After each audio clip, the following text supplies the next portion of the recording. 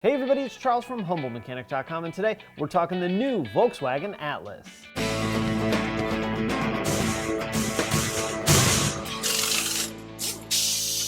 Alright, so I just got back from VW Atlas training, and I thought why not share some of the things that I learned with you guys. A lot of you guys have been asking about the Atlas. What's the deal? Is it nice? Is it cool? When's it coming out? And hopefully I can answer all those questions for you guys today. So this was the technician training portion of Atlas training. I'll also be going to the driving event, which is basically the sales consultant training. So we'll be able to get two different versions of what's going on with this car. So for those of you that haven't heard of the Atlas, this is Volkswagen's new 7-passenger SUV. It's due to come out in May 2017, and let me tell you, this thing is big. It is significantly bigger looking than a Touareg, and the inside space is way more than the Touareg has. It's built on the MQB platform, which basically means from the firewall forward and the back wheels back, they're all basically going to be the same vehicle.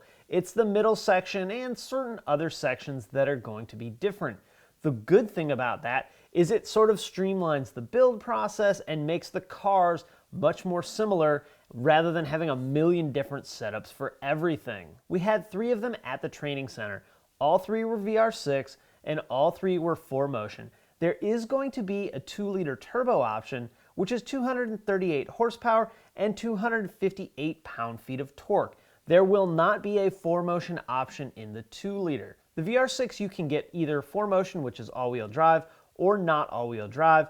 The horsepower ratings for the VR6 are 276 horsepower and 266 pound-feet of torque. So really the power numbers aren't that different between the two drivetrain packages. No matter which engine it has, it's going to be mated to an 8-speed automatic transmission.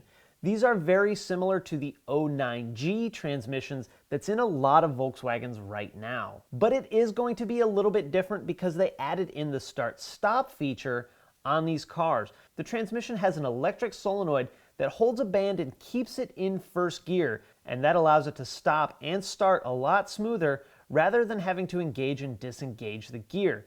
And they get the 2 extra gears for the transmission by adding a planetary gear set to the box. I was able to test the start-stop feature out a handful of times, and it actually works really well, and it's pretty seamless. Most people's concern with start-stop feature on cars is because there can be a lag.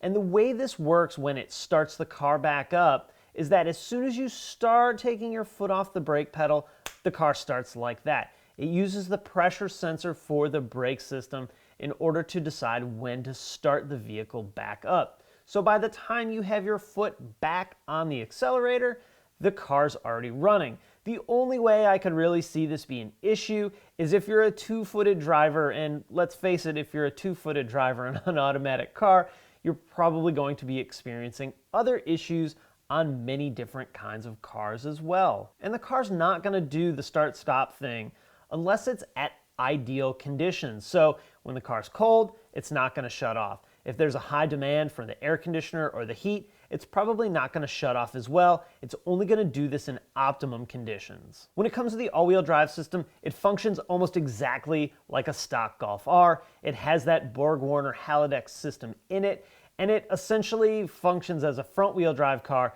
unless it needs to function as an all-wheel drive car. As far as styling of the SUV, it's big. And it has big body lines and a big hood and big square headlights and big square taillights.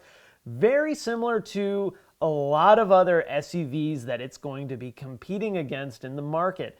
So its main competitors are going to be the Honda Pilot as well as the Ford Explorer, and there's probably a handful of other ones, but the Honda and the Ford are Volkswagen's 2 direct competitors in this market. And honestly, it looks a lot like a Ford Explorer. The headlights are cool though. They're LED headlights, and the taillights can either be LEDs on the higher line models like the SEL, or they can be regular plain old taillights on most every other line. It depends on which package the car is. Like I mentioned, this is built on the MQB platform, So this is going to be a very familiar Volkswagen for technicians. It's going to have all the same data buses, powertrain, running gear, convenience, infotainment, and diagnostic. The running gear is sort of like the secondary powertrain. It includes a lot of that stuff, but it also includes all the driver assist stuff. Now, they didn't say whether this will be a standard thing, but they all can have the option for remote start. And they have a totally new key for Volkswagen.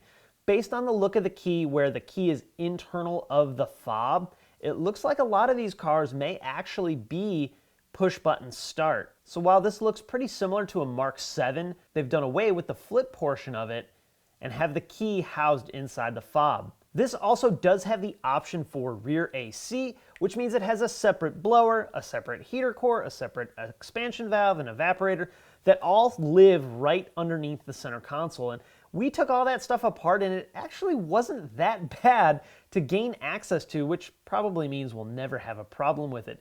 The only thing I didn't really love is that we're switching to the new refrigerant R1234YF, which from what everybody says is big bucks to buy. Some of the other really cool things is the introduction of the virtual instrument cluster. This is a first for VW in the US, but something that Audi's had for a little while. And this is cool. There's a ton of different options to change. You can change the sizes of the gauging. You can put the big map in the center of the MFI, and everything's controlled through the steering wheel buttons. This cluster is really cool. It's even got a little built-in cooling fan. As time goes on, I really hope we start to see more of this in these cars.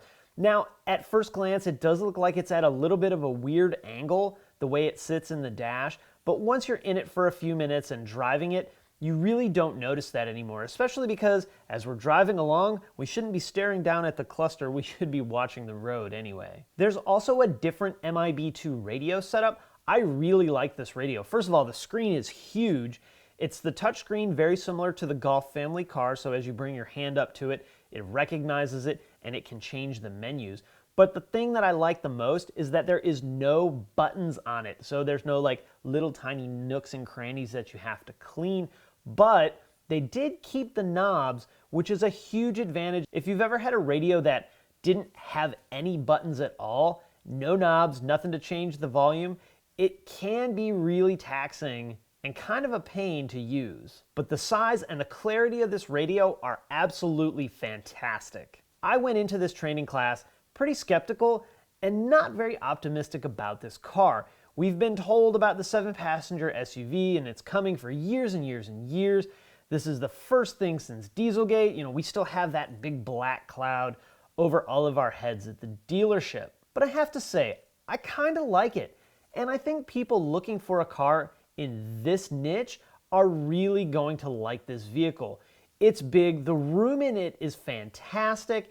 Even with all the seats up, even with that third row up, there's still a good amount of room in the cargo area. You can also fold all the seats down and make a completely flat loading surface, which is great. You can get a bench in the middle, you can get captain's chairs in the middle, which I really like the captain's chairs in the middle.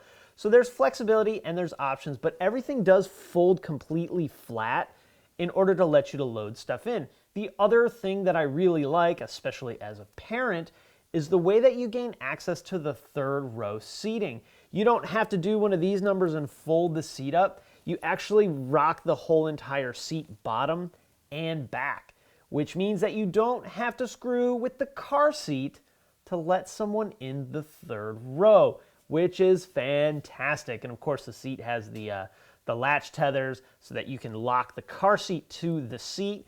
You don't have to use the seat belt in order to tie the car seat into the car. There's tons of room. There's good room in the third row. There's great room in the middle row and in the front. Another thing that I really like, finally, we've shifted where the cup holders are in the center console. The Touareg that I drove up there has the shifter in front of the cup holders. So the cup holders are side by side with the shift selector in front.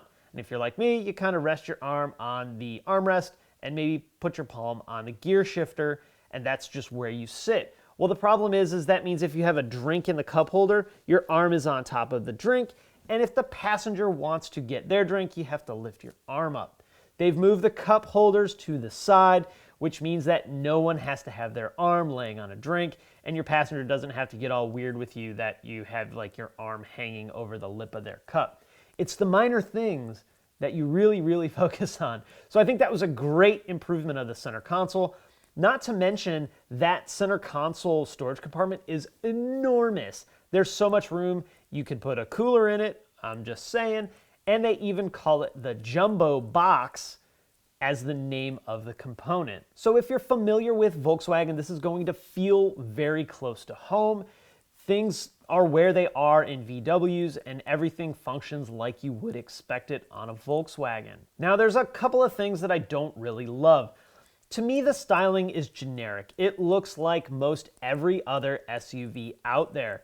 So for some, that's not going to be a big deal. For others, it might be. It's 100% personal preference, but it really looks a lot like a Ford Explorer. We also spent a fair amount of time disassembling this car, taking the seats out, taking a lot of plastic trim off, door panels and things like that. A lot of the plastic seems really soft, and I worry about two things with that. One, I worry about the ease in which it gets marred. This is a 7-passenger SUV. This is essentially built to be a family car, so I worry about the durability of the plastic taking the abuse of being a family car. Also, what hits more close to home is what does this plastic look like after it's been repaired? It's going to be really easy to mar this stuff or scuff or scratch this stuff when we take it off, when we put it back on. So that does give me concern about fitment issues after repairs. Also, technicians, masking tape is going to be your friend when taking these parts off of these cars. Make sure you tape everything up to avoid scratching anything, because it did seem to scratch pretty easy when we were taking some of these parts off. And I don't really love that we're switching to a new refrigerant, the R1234YF. It means a slower evac and charge time. It means the shop gets to buy a new $5,000 to $7,000 AC machine. While that doesn't really come out of my pocket, it does set the tone of, boy, we just had to crack $7,000 to be able to work on the AC systems of these new cars. All right, guys, I'm going to wrap it up there. Questions or comments about the Atlas, you know what to do. Remember, I'll be at the Drive event, so I'll have different information like pricing and fuel economy after that. If you like this video, throw it a thumbs up on YouTube. I always appreciate that. You can also subscribe right here on YouTube or on the blog at humblemechanic.com if you want exclusive content, VW Audi training manuals, as well as discounts you can get nowhere else to places like Adams Polishes, Black Forest, Eurowise, NT Knives, Sonic Tools, and more. Be sure to check out the crew membership. There's a link down in the description. You can also follow me on Facebook, Twitter, Instagram, and of course on Snapchat. All right, guys, thanks so much for watching, and I'll see you next time.